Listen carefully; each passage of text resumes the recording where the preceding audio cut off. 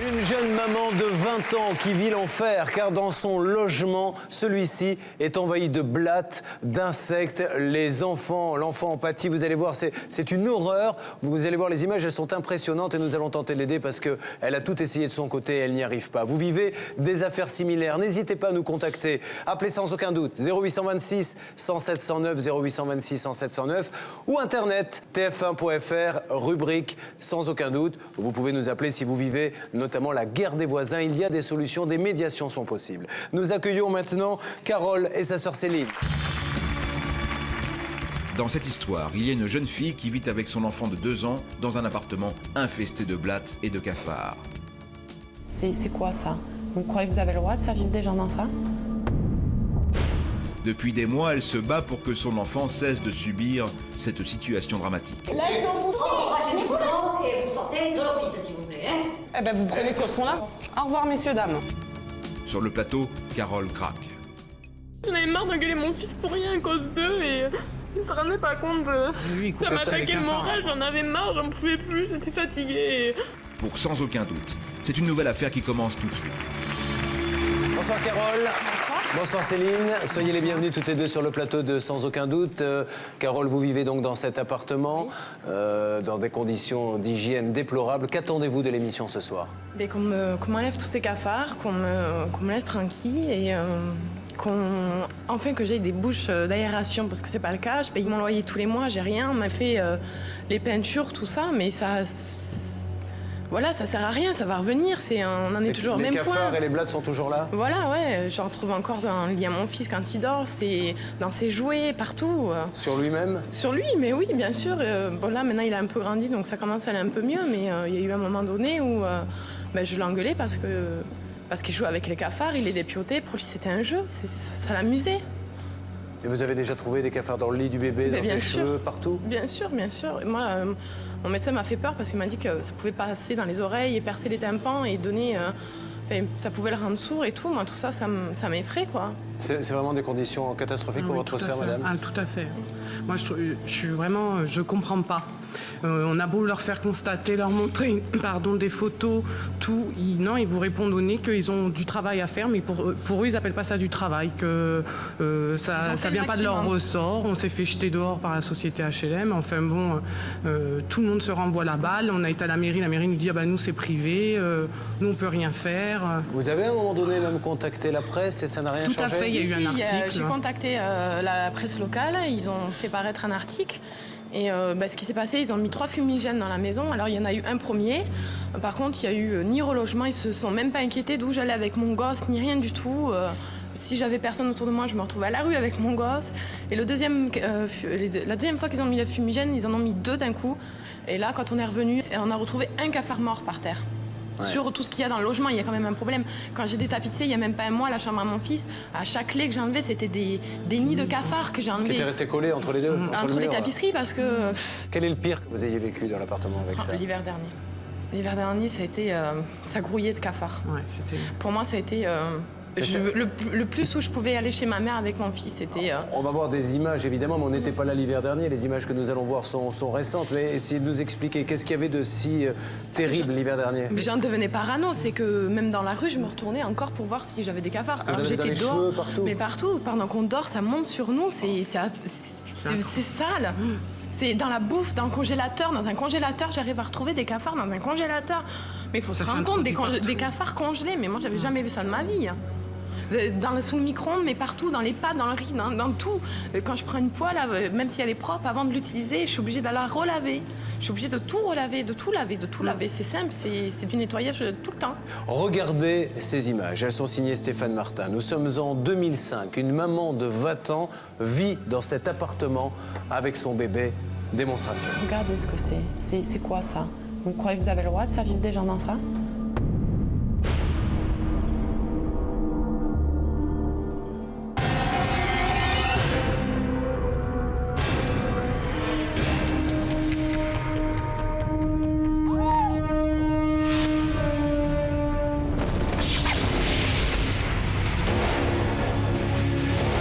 C'est un peu le safari quand même. Hein. Là, vous les avez pas vus, mais tous les soirs, moi, je suis là dans ma cuisine, je rentre, j'essaie d'en surprendre quelques-uns.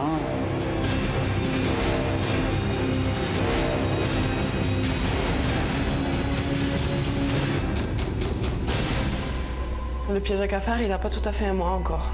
Quand on est rentré dans l'appartement, ça nous grouillait partout, sur les murs, par terre.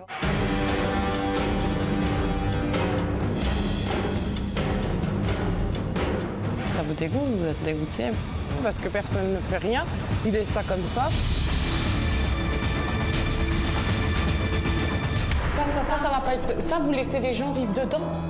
Dans ça? Oh, moi j'ai du boulot et vous sortez de l'office, s'il vous plaît. Quand on lève le lit, des fois, quand je change les draps, quand on soulève le matelas, de temps en temps, on a un trou en dessous, quoi. Ça fait peur.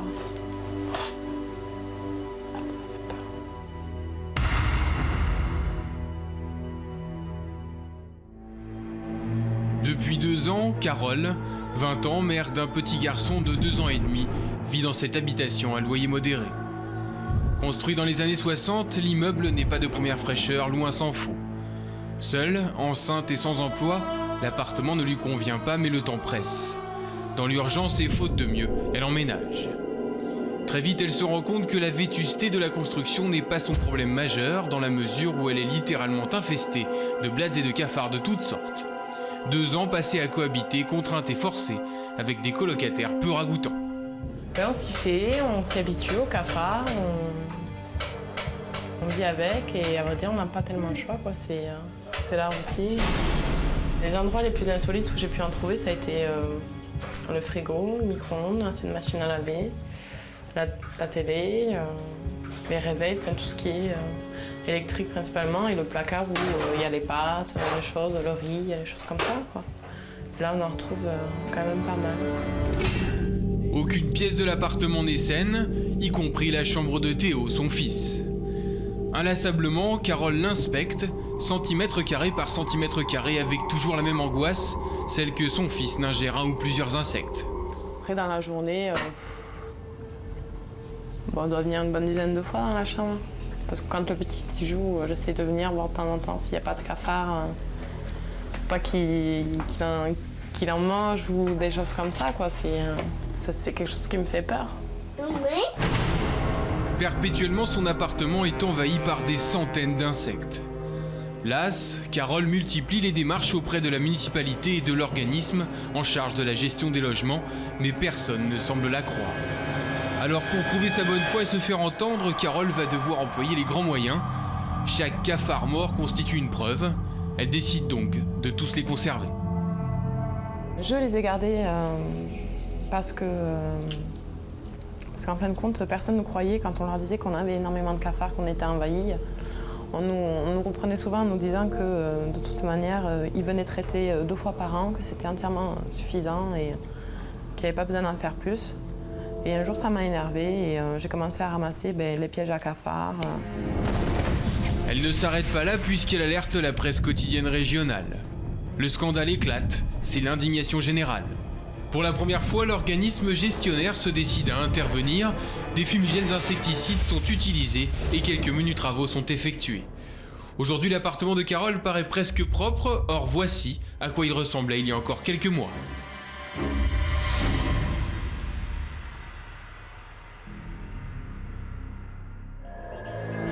En interrogeant le voisinage, nous allons découvrir que Carole est loin d'être un cas isolé. Chez le voisin du dessous, il n'est pas question de blattes, mais d'humidité. Toutes les pièces sont recouvertes de moisissures, les peintures partent en lambeaux. Et pour cause. En 13 ans, il n'y a pas eu une seule personne qui est venue voir, même regarder l'état de l'appartement, quoi. Et faire vraiment quelque chose de concret, quoi. Ils s'en foutent des gens comme nous, quoi. Pour nous, on est des petites merdes, quoi. Sans peine, nous allons découvrir d'autres appartements tout aussi vétustes et infestés de cafards. Embarrassé par ses conditions de vie, ce voisin nous ouvre sa porte et accepte de témoigner, mais anonymement. Écoutez, tous les soirs, c'est un peu le safari quand même, hein. Là, vous les avez pas vus, mais tous les soirs, moi, je suis là dans ma cuisine, je rentre, j'essaie d'en surprendre quelques-uns. Vous pouvez rien laisser, il faut pas qu'il y ait une miette qui traîne. Il faut tirer les meubles souvent. Et je vous dis, j'ai été très surpris le jour où ils m'ont tiré le réfrigérateur. J'en avais jamais vu autant. Je pensais pas. Et on m'a dit que chez certains voisins, ils avaient trouvé 3 nids, comme le mien. Alors je me dis, c'est par milliers. C'est pas des centaines, c'est par milliers. Et l'appartement dont il parle, nous y avons pénétré en caméra cachée. Très vite, nous découvrons le nid derrière le réfrigérateur. Regardez bien.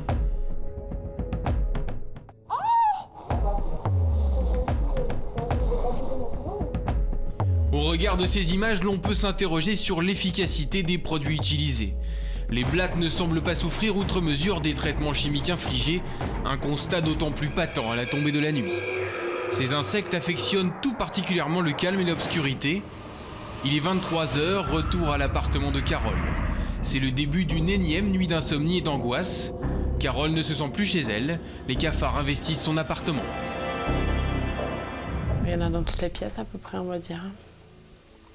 La seule pièce où il y en a le moins, on va dire que c'est les toilettes, parce que c'est la pièce la plus petite. Donc après, dans toutes les pièces, c'est assez équivalent. Après, dans la cuisine, on n'en parle pas, c'est là où il y en a le plus. Donc tout ce qui chauffe. Puis là où il y a à manger aussi. Donc c'est l'endroit le plus chaud pour eux, où ils peuvent se cacher le plus facilement, manger le plus facilement et mener leur petite vie tranquille. Plus les heures passent et plus les bêtes se font envahissantes. Elles sont partout, aucune pièce, aucun recoin de l'appartement n'est épargné. Alors Carole les traque sans le moindre répit, elle tente de les déloger, les chasse comme pour reconquérir un territoire qui désormais ne lui appartient plus. La lutte est inégale, submergée par le nombre, elle doit rendre les armes.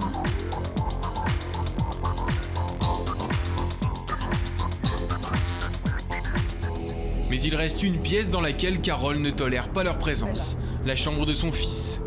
Toutes les heures, elle s'assure qu'aucun insecte ne vient troubler le sommeil de son enfant, enfin endormi. L'impensable se produit sous nos yeux, la jeune femme découvre avec effroi la présence d'un cafard dans le lit de Théo. Leur situation est dramatique, leurs conditions de vie inacceptables.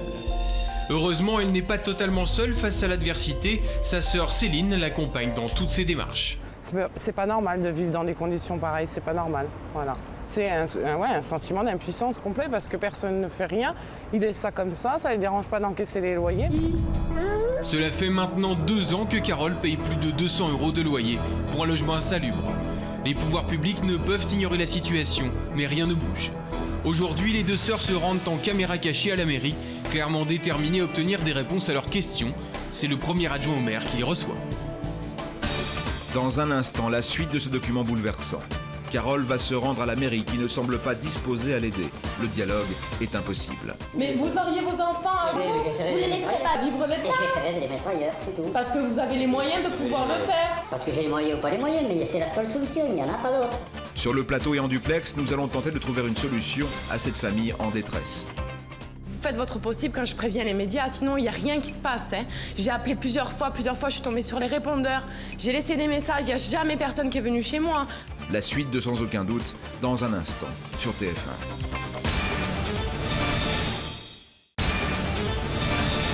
Il y a quelques minutes, nous vous racontions l'histoire bouleversante de Carole, une jeune mère de famille âgée de 20 ans qui vit avec son enfant de 2 ans dans un appartement infesté de cafards et de blattes. Voici la suite de notre document. Aujourd'hui, les deux sœurs se rendent en caméra cachée à la mairie, clairement déterminées à obtenir des réponses à leurs questions. C'est le premier adjoint au maire qui les reçoit. Mais c'est pas normal de laisser vivre les gens là-dedans, c'est quand même incroyable à l'époque actuelle.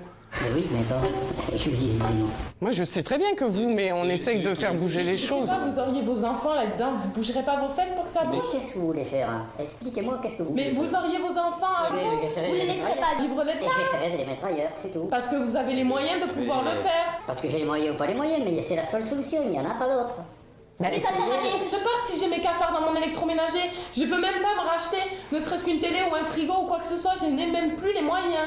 Je me suis ils mettent des gens là-dedans, mais ils peuvent même pas déménager leurs affaires puisque ça sera complètement ils m'ont ruiné. Infesté de cafards. Donc s'ils déménagent leurs trucs, ils déménagent les cafards avec. C'est quand même incroyable C'est pas, nous, mairie, on ne peut pas résoudre ce problème. Je regrette, on n'a aucune influence sur l'habitat l'autre. Ils nous disent, nous on a fait le nécessaire pour la ligne. C'est facile. Il n'y a que la DAS. Il n'y a que la DAS. Et la DAS, ils veulent pas parce qu'ils disent que c'est pas insalubre, monsieur. Voilà, c'est à eux de déclarer insalubre. C'est quand même c'est leur métier. Quand je vais aller chercher les photos. Il faut que ça nous tombe sur la gueule. Parce que peut-être que la DAS, ils sont bien avec et qu'ils veulent pas déclarer logement insalubre. Ah bah ça, ouais. C'est à la DAS de déclarer le logement insalubre. C'est pas à nous. Hein, on a aucun... À tous les coups, c'est un coup de magouille, ça. C'est un aveu d'impuissance de la municipalité, mais clairement, notre interlocuteur sous-entend une éventuelle connivence entre les services sanitaires et l'office HLM. Afin d'obtenir leur version des faits, Carole et Céline se rendent à leur siège. Selon notre homme, il n'y aurait plus aucun problème dans leur logement. On est intervenu dans tous les logements. Non, c'est faux. Mais c'est pas vrai, les voisins témoignent, les voisins ont témoigné. Je suis désolée, nous on a des attestations et des signatures, que vous le preniez comme vous voulez. On a des signatures. Ça va pas être... Ça, vous laissez les gens vivre dedans? Dans ça? Il faut être informé d'abord, madame, pour pouvoir intervenir là-dessus, il faut savoir d'où c'est que ça provient, ça. Et ça provient d'où alors? C'est l'humidité? Ça peut provenir d'un comportement, ça peut provenir... Mais dans tous les logements, monsieur. Chez votre... Regardez, Mais oui, parce que... regardez les bouches Parce que ça a été refait. Là, ils sont bouchés. Oh, moi j'ai du boulot et vous sortez de l'office, s'il vous plaît, hein. Eh ben, vous prenez sur son là. Au revoir, messieurs, dames. Ils nous ont foutu dehors, ces enculés. Mais laisse-les, Céline. Ça, c'est tout contre eux, ça. À l'évidence, personne ne semble concerné par les conditions de vie de Carole et Théo. De retour chez elle, la jeune femme se prépare à passer une nouvelle nuit d'angoisse. Une enquête signée Stéphane Martin. Vous avez vu comment ont été reçus ces gens-là quand ils se sont rendus dans l'organisme qui gère ces immeubles. Et ce qui est terrible, c'est quand on met votre propre parole en doute. Elles ne peuvent pas mentir. Notre journaliste était là pour filmer les cafards et ce n'est que quelques heures après qu'ils ont été les voir. Et on vous dit, quand vous allez sur place, il n'y a plus aucun problème, madame. Et c'est quand on se retrouve face à ça qu'on se dit, bon, il n'y a plus rien à faire, quoi. Ben, on se sent un peu seul, enfin. Au bout d'un moment, à force de se faire renvoyer un peu partout, ils se renvoient tous là-bas. Un coup, c'est la DAS, un coup, c'est les HLM, un coup, c'est la mairie. Je sais plus quoi faire. Alors, ce qui est certain, Maître Michel, c'est que ce n'est pas un produit que l'on va placer dans l'appartement qui va régler le problème. Ça doit venir d'une canalisation, d'un conduit d'aération. C'est tout l'immeuble qu'il faut traiter. Nous sommes dans un logement, dans des logements sociaux. Ce sont les mêmes règles qu'un logement privé. Elle paie un loyer même s'il n'est pas cher. Tant mieux pour elle si elle peut bénéficier de la solidarité, mais elle doit avoir un logement digne. Ce qu'il faut savoir, c'est que c'est un bail classique, de droit commun. L'organisme de logements sociaux, il est tenu aux mêmes obligations qu'un propriétaire. Et donc, n'importe quel propriétaire, quand on est dans cette situation-là, on a la possibilité de saisir le juge d'instance, de faire suspendre le paiement des loyers, de faire désigner un expert pour savoir ce qu'il y a lieu de faire, et que l'expertise ait lieu pendant que les loyers sont suspendus, au vu de toutes les constatations qu'on a faites, et ensuite, s'il apparaît qu'il n'y a, j'allais dire, rien à faire, qu'on ne peut pas remettre les choses en état, que l'immeuble est bon à démolir, ce que l'on pourra ensuite, parce que la situation était connue du propriétaire au moment de la location, ce qu'on pourra obtenir, c'est dommages et intérêts, parce qu'elle a un préjudice considérable. Il n'y a pas que la relocation, comme je disais, il y a tous les meubles à changer.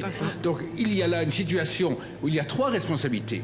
D'abord, et je considère que c'est la première, celle de la DAS, qui a la police de l'insalubrité. Deuxième responsabilité, c'est la mairie, qui ne peut pas fermer les yeux. Parce que quand on vient lui dire qu'est-ce que l'on peut faire, madame, on n'est pas dans la banlieue parisienne, où c'est quelquefois difficile de trouver un logement social. On est dans une ville moyenne, où on peut trouver un relogement. Puis le responsable, c'est bien sûr le propriétaire qui loue dans ces conditions-là. Nous allons tout de suite commencer par le principal intéressé, le loueur. Le bailleur, c'est lui qui doit normalement régler ce problème. La régie fait le numéro.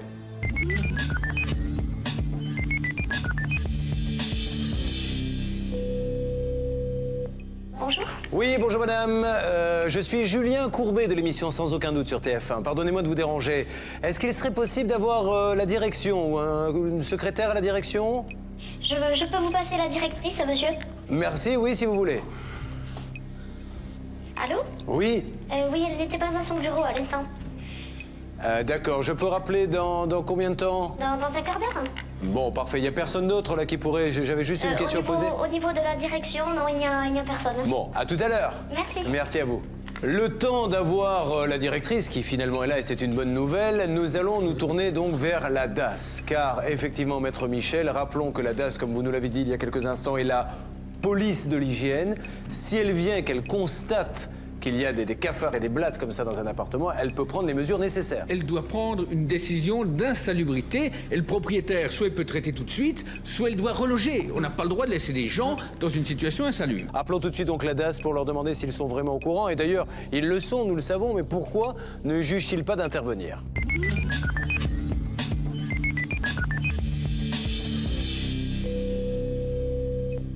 Oui, bonjour. Bonjour madame, Julien Courbet à l'appareil de l'émission sans aucun doute. Oui. Dans le cadre de mon émission, de ces différents enregistrements, nous nous intéressons à une jeune femme qui a 20 ans, qui vit avec son petit garçon dans un appartement. Oui. Cet appartement où nous nous sommes rendus sur place est infesté de blattes et de cafards. Mais quand on dit infesté, c'est pas 2-3 cafards, c'est qu'il y en a partout, dans le lit de l'enfant, dans le frigo, dans le congélateur, des nids entiers. Ce sont des cafards et des blattes par centaines. C'est une horreur. Alors, au niveau hygiène, c'est une catastrophe. Et on voulait savoir si, un, vous étiez au courant, et deux, si on comptait faire quelque chose, parce que c'est un véritable massacre là-bas. Les services de la DAS se sont rendus sur place. Oui. Ils ont visité l'appartement Oui. et ils ont vu qu'il y avait des cafards et des blattes, mais je veux dire... C'est pas vrai, vous êtes des menteurs, il y a personne de la DAS qui est venu chez moi. Hein. Alors ça, je peux le jurer. Hein. Alors ça, c'est la dame qui habite l'appartement qui, si elle avait vu quelqu'un, nous l'aurait dit. Ou... Ils sont passés quand, madame, vous savez? Écoutez, moi je ne sais pas, je ne peux pas vous dire, Bon, mais... enfin, dites à la directrice en tout cas que, bon, nous, on a filmé, donc on n'est pas venu avec des blattes qu'on a éparpillées dans l'appartement. Donc quand le reportage passera, vous verrez, elle verra combien il y a de blattes et qu'il y en a sur le corps du bébé quand il est en train de dormir. Mais surtout, ce qui est plus inquiétant, c'est quand vous me dites qu'elle vous a dit de nous dire qu'elle est passée. Or, la seule à vivre dans cette... le service de santé Oui. environnement, une personne... Alors, certainement que Il y a quelqu'un... un monsieur de la mairie qui est passé une fois après l'article dans la presse locale. Il est passé une fois, il a constaté juste une prise qui était dénudée dans ma cuisine et qui était accessible à mon fils. Et il est jamais revenu, ce monsieur-là. Mais écoutez, moi je vais me renseigner auprès du service de santé environnement. Je vais leur demander s'il y a quelqu'un qui s'est rendu sur les... Voilà, ça serait super. On peut patienter? Je vais faire ça. Vous êtes très gentille, madame, on patiente. Oui. Merci beaucoup de votre gentillesse. Oui. Après quelques minutes d'attente, toujours aucun interlocuteur. Nous décidons donc de continuer nos investigations. Nous réessayons maintenant d'appeler le bailleur. La régie fait le numéro.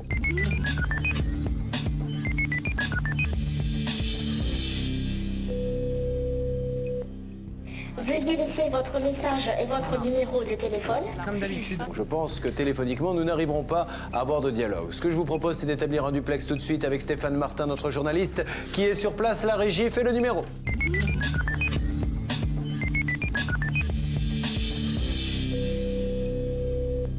Stéphane, m'entendez-vous? Oui, Julien, je vous entends. Alors Stéphane, vous êtes tout proche de l'organisme des logements sociaux?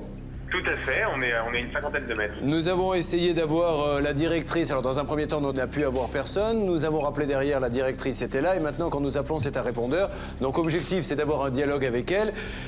Quitte à lui proposer à ce que quelqu'un puisse venir avec vous voir l'état de l'appartement. D'accord.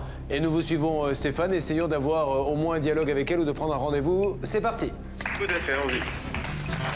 Malgré tous les efforts de notre journaliste, la directrice refuse de dialoguer. Néanmoins, Stéphane Martin apprend que le président de l'office qui gère le logement de Carole est le maire d'une bourgade voisine. Il obtient un rendez-vous pour le lendemain. 24 heures plus tard, Carole et sa sœur reviennent donc sur le plateau de Sans aucun doute. Je vous propose d'essayer d'établir une nouvelle fois un duplex avec notre journaliste Stéphane Martin qui mène cette enquête pour voir si en 24 heures les choses ont avancé, si on a pu avoir des rendez-vous pour aujourd'hui. La régie fait son numéro.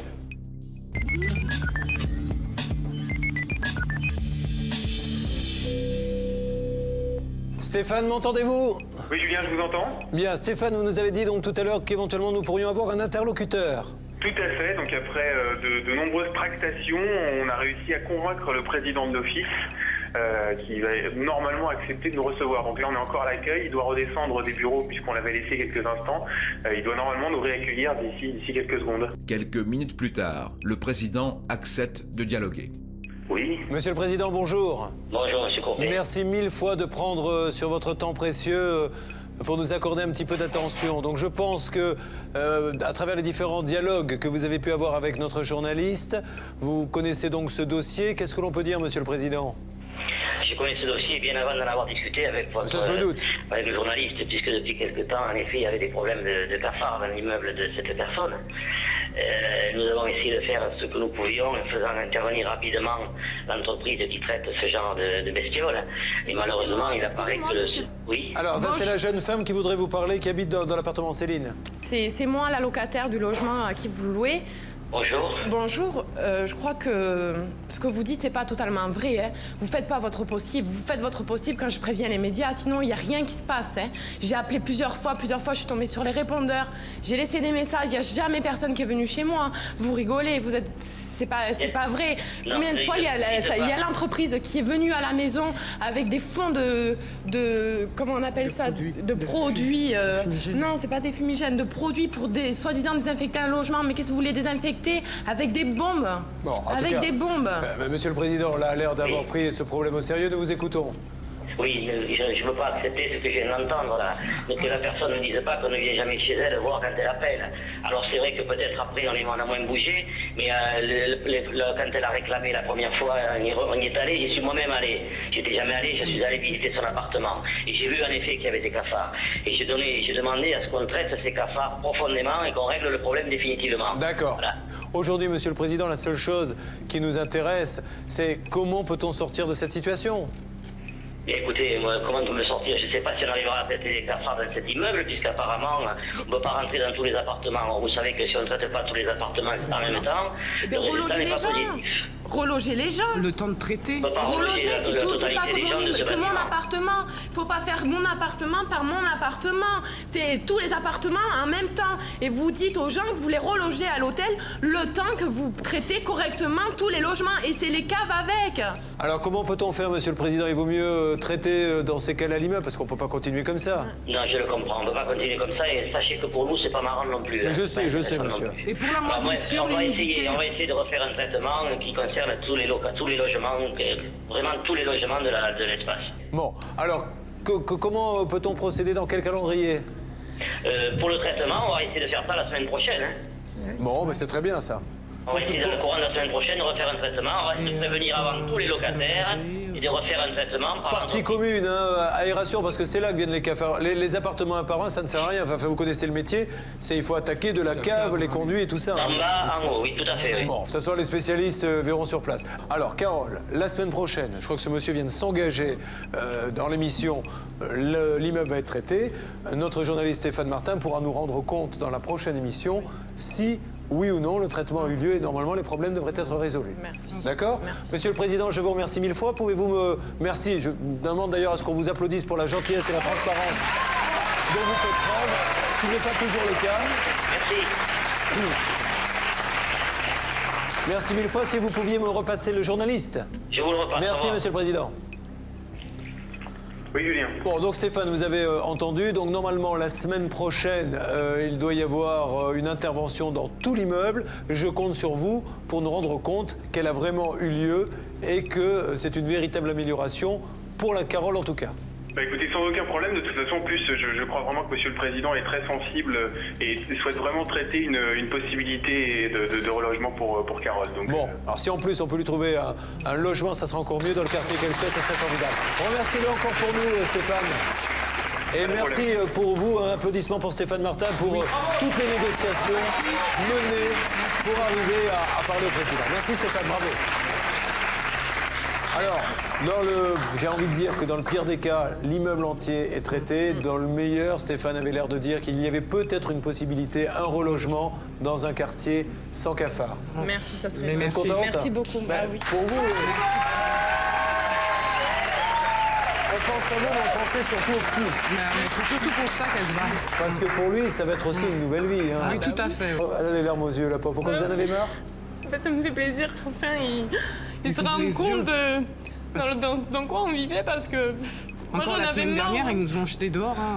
Ils ont marre d'être considérés comme des... J'en avais marre pour mon fils, j'en avais marre d'engueuler mon fils pour rien à cause d'eux et ils se rendaient pas compte. Ça m'attaquait le moral, j'en avais marre, j'en pouvais plus, j'étais fatiguée. Et voilà, je vais pouvoir dormir tranquillement la nuit et pas m'inquiéter pour mon fils et ça va faire du bien. Merci. On va faire en sorte que ça marche. Merci beaucoup. Merci à toutes les deux, merci 1000 fois. Merci.